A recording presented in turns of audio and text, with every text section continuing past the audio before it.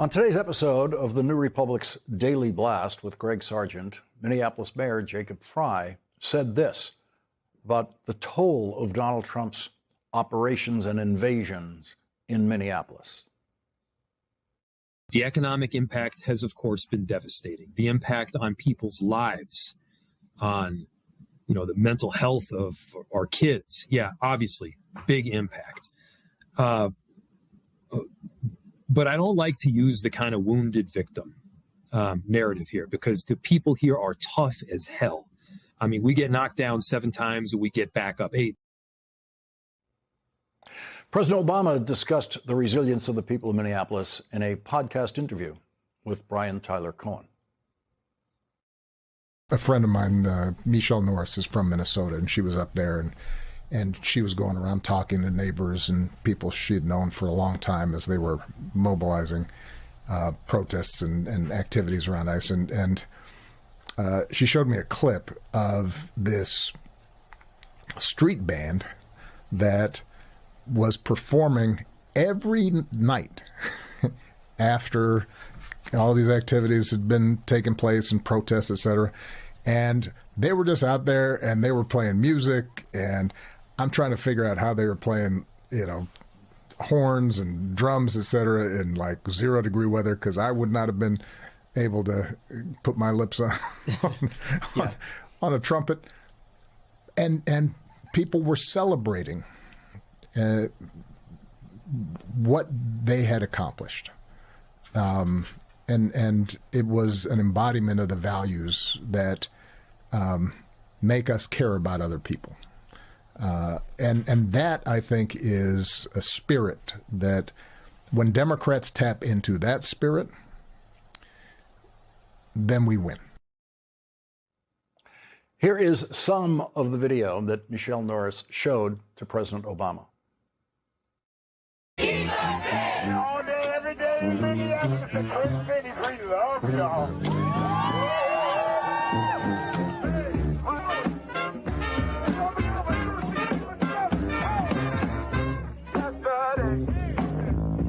Up to me, she said, how can you smile when your world is tumbling down? I said, it's my secret.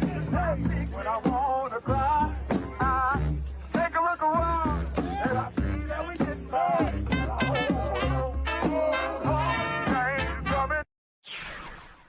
And joining us now is MS Now senior contributing editor Michelle Norris. Michelle, thank you very much for joining us tonight. And as soon as I heard President Obama say that about that video, I said, when can we get Michelle on the show? Thank you very much for joining us tonight. Tell us about that. Tell us about, first of all, seeing that, being out there where this kind of spirit was so alive. Well, I was surprised to hear that he mentioned that. I didn't know that was coming. And I was pleased, not because he talked about, the friendship or anything, but he talked about the spirit of the people of Minnesota.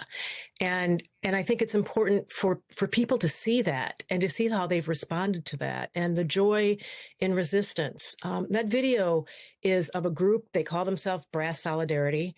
They are sort of a loosely formed group of musicians that formed in the wake of the George Floyd protests. And as Metro Surge descended on the state of Minnesota, they started performing at first once a week, but after Renee Good was killed, then they started to perform more often. And then after Alex Preddy was killed, they started to perform almost daily as a way to keep people, keep their spirits up, as a way to create community where people can come together in these memorials, as a way to help people fight exhaustion. Because this has been going on for weeks, where people are walking kids to school or people are monitoring their communities. And it's clear that Minnesotans are not going to back down. They've showed this. You heard Mayor Frey say, they're tough, they're fierce. Minnesota Nice has been replaced by Minnesota Fierce, I guess you could say. But exhaustion is real. And one of the ways that they counteract that is by figuring out how to inject the resistance movement with joy. And what you saw there were a group of people, we should just note where they are. They're standing on a lake, on a frozen lake. That's a couple hundred people standing on a frozen lake, singing, "Hold On, We're Gonna Make It." And what they were doing that night is creating a sign on the lake using luminaries and candles that said, ice out, and that lake is on the pathway. The planes fly over that lake on the way to the international airport. So they were also sending up a signal to the planes coming in and out of the city. And the video you see there is the mass solidarity earlier this week on Monday, I think largely because of the mention from President Obama. Their numbers have been growing, and what you're seeing there were 78 people that were out that day at George Floyd Square, which is not far from where Renee Good was killed. And they had orchestra members, they had kids show up from high school bands, they had someone show up with a kazoo, they had someone with a guitar who brought a folding chair because he wasn't able to stand, but he wanted to play his guitar and be a part of it. And when you hear Donald Trump talk about paid agitators and the way that they talk about people who are engaged in constitutionally protected activity, that image does not comport with that description. You know, what you're seeing there are people who are standing up for their beliefs and trying to hold the line and make sure that America is protected in some way, and protecting individuals, but also the notion of the rule of law and in a thriving and functioning democracy. Michelle Norris, thank you very much for bringing it to President Obama's attention so that he could tell them that he's watching. And that looks like the Obama concert that's out there now, that larger number. And thank you very, very much for joining us tonight. Thanks for having me, Lawrence. My best to you. Thank you.